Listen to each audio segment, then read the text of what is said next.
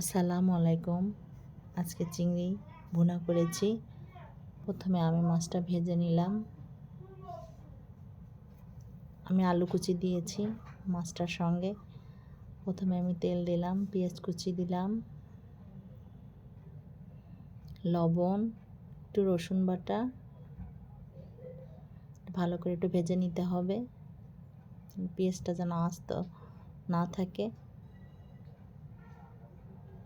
হলুদ দিলাম, হাফ চামচ কাঁচামরিচ দিয়েছি, হাফ চামচ গুঁড়া মরিচও দিয়েছি। এটা কষানো হলে, একটু ভাজা হলে একটু পানি দিলাম। পানি দিয়ে একটু ভেজে নিতে হবে। পানিটা টেনে গেলে এটা ঝোলের পানি দিতে হবে। এখন আমি মাছ ভাজাটা ভিতরে দিয়ে দিলাম। দেখুন আমার মাছটা কীভাবে কী রকমের কালার আসছে। দেখুন আমার মাছের কালারটা কেমন আসছে। এভাবে মাছ ভুনা করতে হবে। ভালো লাগলে লাইক, কমেন্ট এবং শেয়ার করবেন।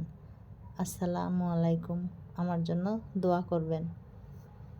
আর ভালো লাগলে রেসিপিটা আপনারা বাসায় রান্না করে খেয়ে নেবেন।